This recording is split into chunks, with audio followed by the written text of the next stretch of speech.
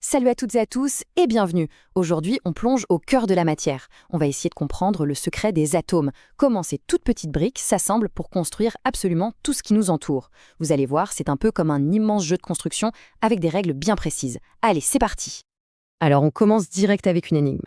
Comment est-ce que c'est possible que deux trucs super dangereux, je veux dire un métal qui explose au contact de l'eau et un gaz toxique, puissent s'unir pour former, le sel qu'on met sur nos frites? Ça paraît dingue, hein? Et pourtant, la réponse se cache derrière un seul mot, un objectif que tous les atomes partagent, la stabilité. Bon, pour comprendre cette quête de stabilité, il faut d'abord qu'on apprenne à parler le langage des atomes. Et ce langage, il est entièrement écrit avec leurs électrons. C'est la clé de tout. Alors commençons par là. Chaque atome, vraiment chaque atome, possède une sorte de carte d'identité qui lui est propre. C'est sa configuration électronique. C'est juste une façon de dire où sont rangés ces électrons dans des niveaux d'énergie qu'on appelle des couches et des sous-couches. Et c'est cette organisation qui va déterminer toute sa personnalité chimique, en gros comment il va se comporter avec ses voisins. Et pour établir cette carte d'identité, il y a une règle du jeu, une méthode à suivre. C'est assez simple en fait. On remplit les couches d'énergie dans un ordre bien précis, en partant toujours de la plus proche du noyau. On commence par la 1s, puis la 2s, la 2p, et ainsi de suite, jusqu'à ce qu'on ait placé tous les électrons de l'atome. C'est une méthode super logique et systématique. Prenons quelques exemples pour que ce soit plus clair. Regardez le sodium, il a 11 électrons. On remplit donc les couches, 2 dans la S, 2 dans la 2S, 6 dans la 2P, et il nous en reste un qui va dans la 3S. Ce qui nous intéresse le plus, ce sont les électrons sur la toute dernière couche, la plus externe. On leur donne un nom spécial, les électrons de valence. Retenez bien ce terme parce que ce sont eux les vrais stars du spectacle. Ce sont eux qui font toute la chimie. Ok, maintenant qu'on sait lire la carte d'identité d'un atome, on peut passer au niveau supérieur, la grande carte du monde des atomes, le fameux tableau périodique. Alors ce tableau, ce n'est pas juste une liste d'éléments rangés au hasard, c'est une véritable carte de famille. Tous les éléments qui sont dans la même colonne verticale ont exactement le même nombre d'électrons de valence. Et comme on vient de le dire, ce sont ces électrons qui dictent leur comportement, du coup ils ont des personnalités chimiques très très similaires. Ça se tient, non? Il y a 3 grandes familles que vous devez absolument connaître. Tout à gauche, colonne 1, les alcalins. Eux, ils sont super réactifs parce qu'ils n'ont qu'une seule envie, se débarrasser de leur unique électron de valence. À l'opposé, ou presque, colonne 17, on a les halogènes. Eux aussi sont très réactifs, mais pour la raison inverse. Il leur manque juste un électron pour être au top. Et enfin, tout à droite, la colonne 18, c'est la royauté, les VIP, les gaz nobles. Eux, leur couche de valence est parfaitement pleine. Ils sont stables, zen, ils sont parfaits et ne réagissent avec personne. Ils sont le modèle, l'idéal que tous les autres atomes rêvent d'atteindre. Du coup, la grande question, c'est celle-ci.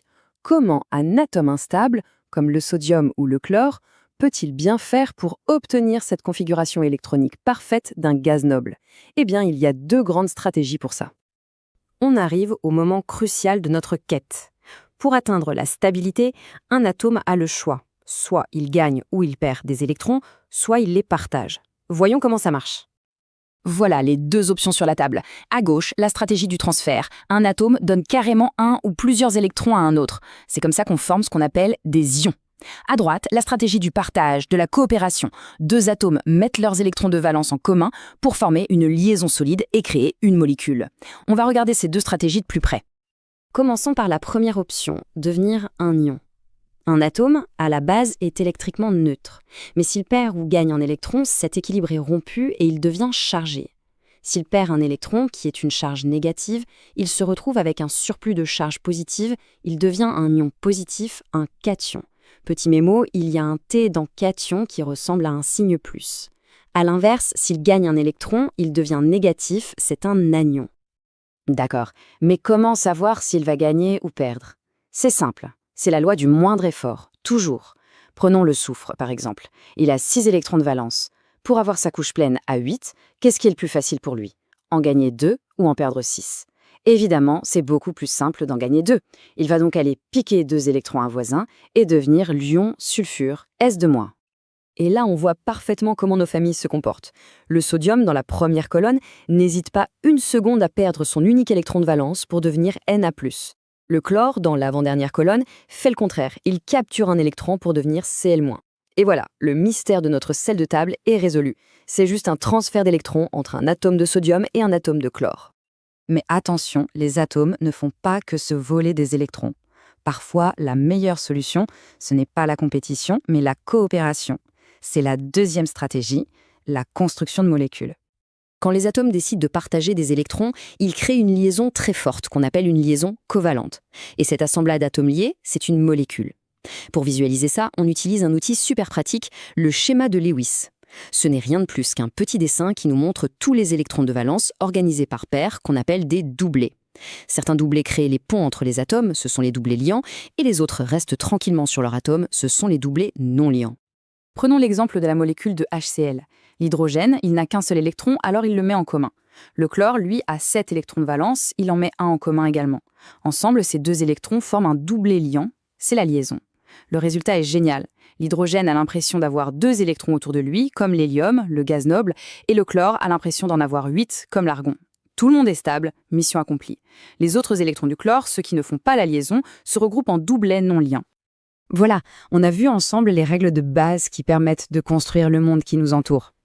On pourrait penser que tout ça est gravé dans le marbre, mais en réalité, la chimie est une science bien vivante, et parfois elle nous réserve de sacrées surprises.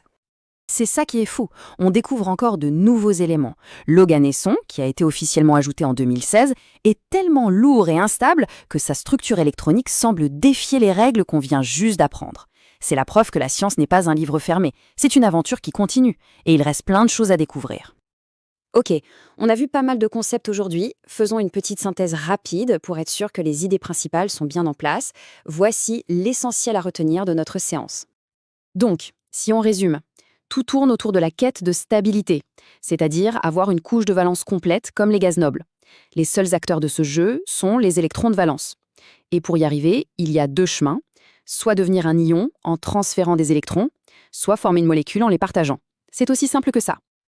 Allez, pour finir, je vous lance un petit défi pour vous entraîner. Voici une molécule, le cyanure d'hydrogène de formule HCN. En utilisant tout ce qu'on vient de voir sur les électrons de valence et le partage d'électrons, essayez de dessiner son schéma de Lewis. Mettez la vidéo en pause, prenez un papier, un crayon et tentez le coup. C'est le meilleur moyen de vérifier si vous avez bien tout compris. Voilà, c'est tout pour aujourd'hui. Si cette explication vous a plu, n'hésitez pas à laisser un pouce bleu, à vous abonner pour ne rien rater et surtout à la partager avec des camarades qui en auraient besoin. On se retrouve très vite, salut!